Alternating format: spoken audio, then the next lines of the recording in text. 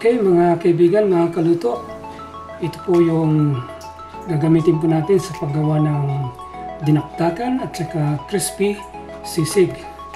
Ito po ay tenga ng baboy, nabili. Okay, and then ito naman po yung pisngi o maskara ng baboy na tawag sa English na pork jowl. Okay, so gagawa po tayo ng dinakdakan at saka crispy sisig.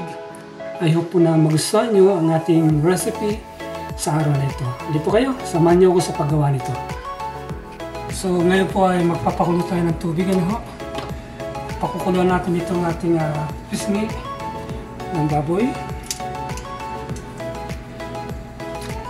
And then lalagyan ko po ng laurel, bay leaves, bawang, at ito po ay paminta, asin, at MSG para magkaroon na po ng lasa. Kumapit na yung lasa sa ating pong pisngi o meat, sa ating karne. And then, suka, ang palis po ng amoy o lansa. Yan. Okay, so haluin po natin. Okay.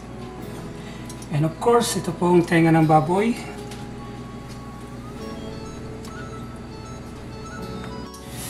Medyo maliit itong aking pong pot at umaapaw.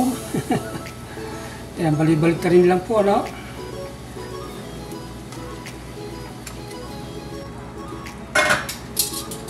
Malambot na po ito. At yung kanyang tenga, ano po? Lambot na. Okay. So, lipat ko muna sa bowl at ating pong palalamigin at patitiktikan. And then after that, ating pong ipiprito. Okay, hiwain na po natin, ano? Medyo ninipisan ko lang. So ito po, makita po ninyo ay hinati ko. Dalawang gagawin po natin, sisig tsaka dinakdakan.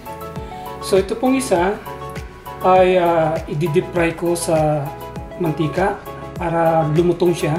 Ano? At ito namang isa ay parang isisir ko lamang siya sa pan. Ano?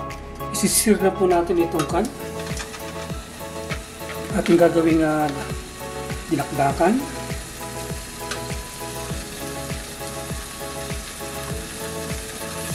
Hindi po ako naglagay ng mantika kasi may taba yan. Siya na po mismo magpuproduce ng sarili niyang mantika. Okay, may baliktad ko na nga, no? So, yan na po ang pinalbasan ng kabilang side. Okay, ito po yung ating pang dinakdakan, ano? Mild lamang ang kanyang pagkakasir. Yan. Okay, so hiwa-hiwain ko na po. So, hiwain ko na ho. Yan lamang po ang aking hiwa. Yan. Okay, ito po at nakunaho natin, ano, nahiwa-hiwa na natin. Ganyan lang po kanipis. Meron po akong sikreto para kasi medyo masebo siya, no? Mamantika. Ang sikreto ko po para mabawasan po yung mantika na yan ay hugasan ko po sa suka. Okay, ito po suka, white vinegar. Yan. Nilalamas-lamas ko, pinipiga-piga ko. So, pansinin po ninyo yung liquid, oh. Yan, oh. Yan, sebo po yan, mantika po yan. Yan, okay? Pagkatapos po niyan, babalawan ko sa tubig para mahugasan. So, yan po, pansinin nyo, no? Yung nasa ibabaw na yan, yan po yung sebo. So, at least po, ay nabawasan po natin yung sebo niya, yung fats na delikado sa ating mga ugat, sa ating health. So now, timplahan na po natin. Ano ha? Meron po ako dalawang klaseng sibuyas dito. Yellow onion, at saka red onion. Ito po ay serrano. Serrano peppers. Medyo mahal po yan. Okay? Kasi special po ito rito, no?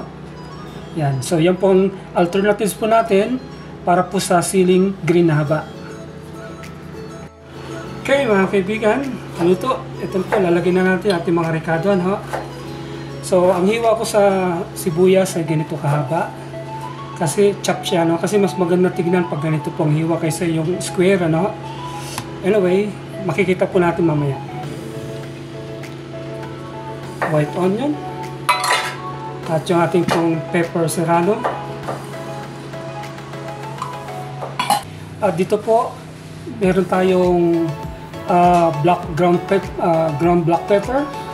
Then chicken powder, salt.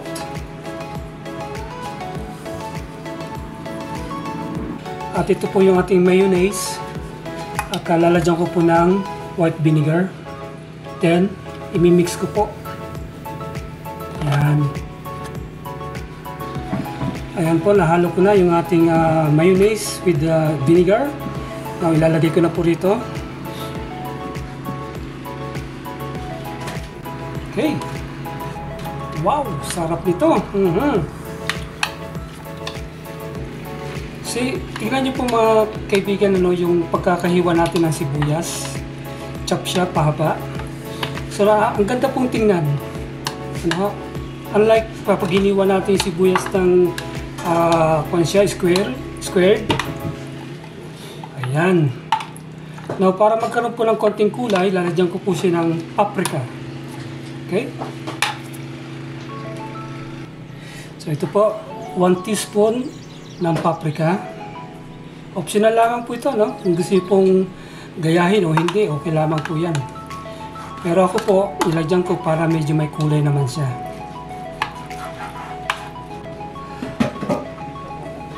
Taran! So mga kaibigan, mga kaluto, tapos na po yung ating dinakdakan. Ito po ang kinalabasan. Tinikman ko na po siya. Okay, so alright po ang kanyang lasa. Yan, hindi siya gano'ng masebo. Kasi nga yung proseso na ginawa natin kanina. Ayan po. Ang ating dinakdakan in my own version. Sana po nagustuhan nyo ito mga kaibigan. Ano po, mga kaluto. Okay, so hanggang sa muli po mga kaibigan. Hanggang sa muli. Ingat po kayo dyan and God bless po. Salamat po sa panunod.